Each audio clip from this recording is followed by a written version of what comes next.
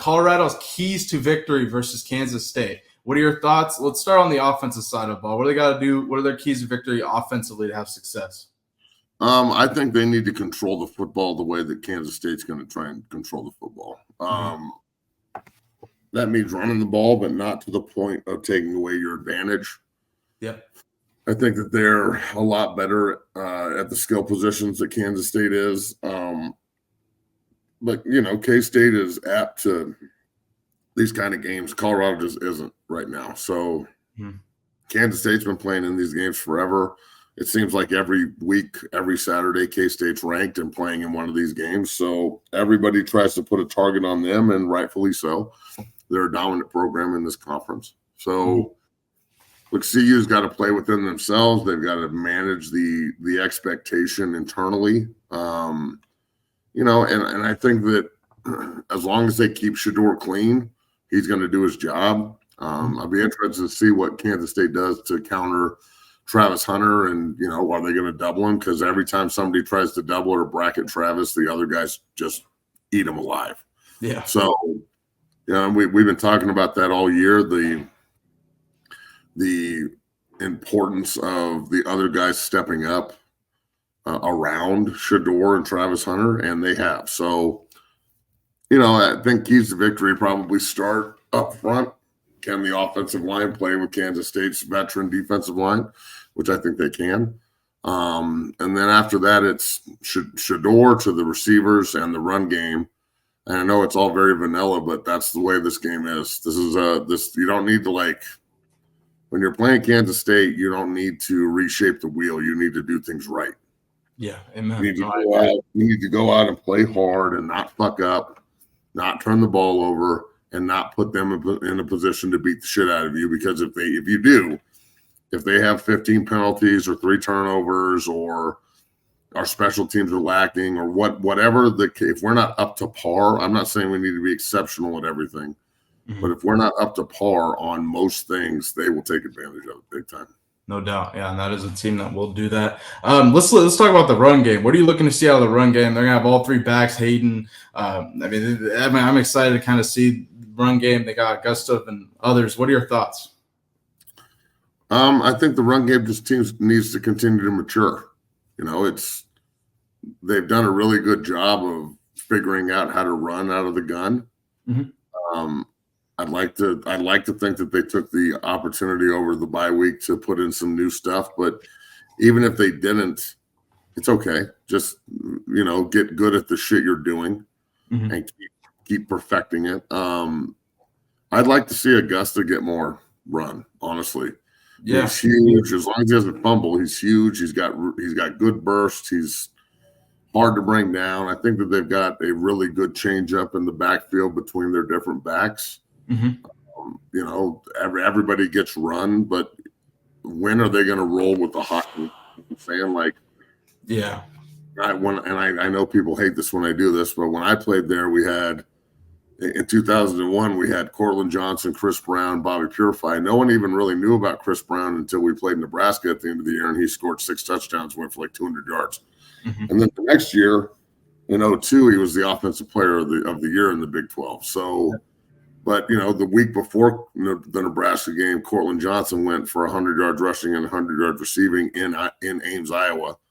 And Purify was just a rock the whole year for 900, 1,000 yards. So when you have change-ups like that and you can just hit them with something different, you can hit them with, I kind of look at those 3 backs like those 3 backs. Like Chris Brown and Augusta. Augusta's, he's huge, and he can really get it. Now, he's no Chris Brown yet, but we'll see.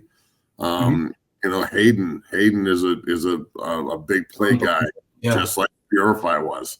And Welch is like a little shifty back that can catch the ball out of the backfield, just like CJ was. And we thank God they don't have a Marquisha Houston. we had that bitch on the team too, and he sucked. So, but I think that there's the potential for the offensive line and the running game to just continue to gel here. I think that it's really going to be really exciting to watch. So, we'll see. I think really think that what is it, Augustev? Yeah, 6'2", 210. He can. I mean, he's fast too. That's the He's thing. only a sophomore too. Like that's the thing. They're all big. This whole team, with the exception of Shador and Travis, and this team is not like veteran. They're young. Like there's a couple of seniors on defense. Shiloh, of course, who's like 27. but there's a lot of really young guys on this team. So I think that they're going to be good for years to come based on that. Look, I wouldn't be surprised if you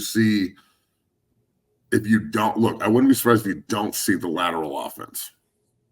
You know, the beginning of the UCF game, they went 3 and out. Threw it to a couple bubbles. Yeah, and they had bubble screens, and it was like 3rd and 30, right? Yeah. I don't think that they stopped doing that immediately right after it's happened. So I just don't see that happening again. They seem to learn from their mistakes pretty quickly. So, you know, look, man, the offensive line and the running game are going to have a huge, huge part in this game. If you can't run the football against Kansas State, you're going to put yourself in a position where they're going to be able to sit back and tee off on us instead of us taking the fight to them. Yeah, no doubt. I like to see Savell Smalls in the passing game get tight end action a little bit. Will Shepard's going to do his thing. Jimmy Horn, I think, is a guy that could have a phenomenal day. I think a lot of the focus is going to be on Travis. Let's transition to defensively. What are you looking to see out of the defense? What are their keys to victory against Kansas State? How do they shut down this fast quarterback, Avery Johnson? Shiloh Sanders is back. We're going to talk about that later, but go ahead. Just do your jobs. Livingston's going to have a good plan. He's going to put in something that's going to be able to keep contained. You know, the defensive line has been playing their asses off. Yep. So, you know, the defensive ends, are they going to crash or are they going to read? I'd imagine it will be similar to the UCF game plan, because it's the same kind of quarterback. I mean, he's not as big as KJ, but he runs just as much. So, and if you rattle that kid, if you can get under that kid's pads and like really, you know, hit him and rattle him, he's not the same guy.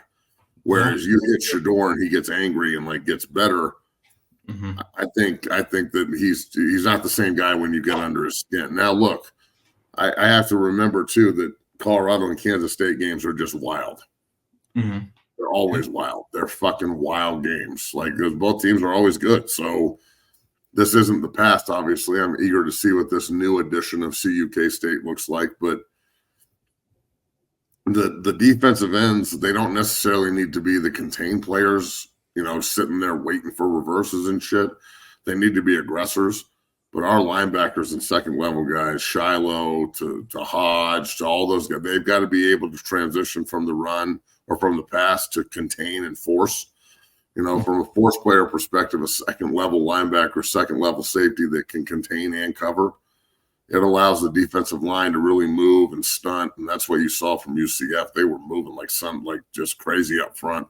And they were putting a lot of pressure on UCF's offensive line to counter that, and they couldn't. So, you know, it's look,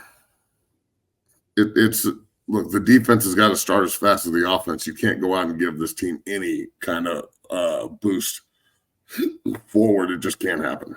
Yeah, I'm with you on that. I'm looking to see a lot of that out of this D line. How are we, how it's all about containment. This Avery Johnson guy, he's one of the fastest players in the country, in my opinion. Sean King's raved about this guy, but how do they shut him down? And then lastly, before we move on here, let's transition to special teams. We kind of saw some of those things addressed last week in special teams. Mott hit 2 field goals as well. What does Colorado got to do from a special teams perspective to not allow Kansas State to, take that over? Go ahead. Well, okay. So look, in my opinion, they've been doing a pretty good job. I mean, since the Baylor game, they've fixed a lot of their problems. Yep. Mata hit a 48-yard field goal or some shit last week. Yeah. So that's huge. We'd like to think he can hit even further at home with the elevation and whatnot. Just don't fuck up. Yeah. Like with a lot of this is not beating ourselves. You know what I'm saying? Do your job. There's so much of this game, like the Oregon-Ohio State game. Whichever team doesn't fuck up is going to win. You know what I'm saying? Like the Texas-Oklahoma game. I don't care what the rankings say or whatever. It's just what it is. Oklahoma's like won 7 of 10 in that rivalry, and when whoever fucks up the least in that game usually wins. So as you get into these big time games in conference where teams know each other, and I'm not saying CU and Kansas State know each other, historically they do, but we haven't played in 20 years. Yeah.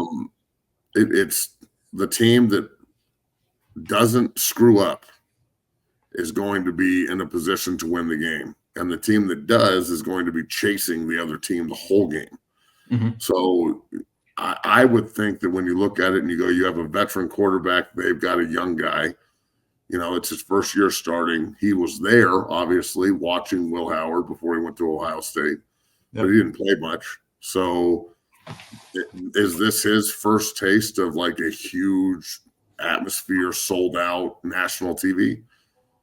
Kansas State, they played – I can't remember bring up their schedule if you can. I don't think they've had a national TV game up to this point, but yeah, I mean the Oklahoma State game was on ESPN nationally televised, so that's bullshit. But you know, I don't know if Kansas State's had as many eyes on them as they will in this game on Saturday. So it's as much pressure as there is on CU. There's equal amount of pressure on Kansas State, if not more.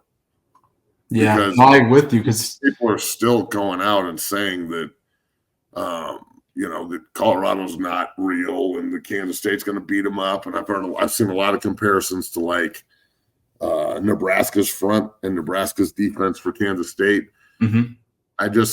We're not playing in Manhattan. We're playing in Boulder. So I think if you put the CU Nebraska game in Boulder again, I think you have a different outcome. Mm-hmm. And here's their schedule. They played UT Martin at home. They played Tulane and almost lost. Probably should have lost that game, many would argue. They blew out Arizona. They lost to BYU. They got blown out in that. And then most recently, they took out Oklahoma State by 22 points. So, yeah, your argument is very valid there for sure. But, yeah, this is going to be a hell of a matchup. It's late kickoff, 10:15 on the East Coast, 8:15 Mountain. It's going to be a war.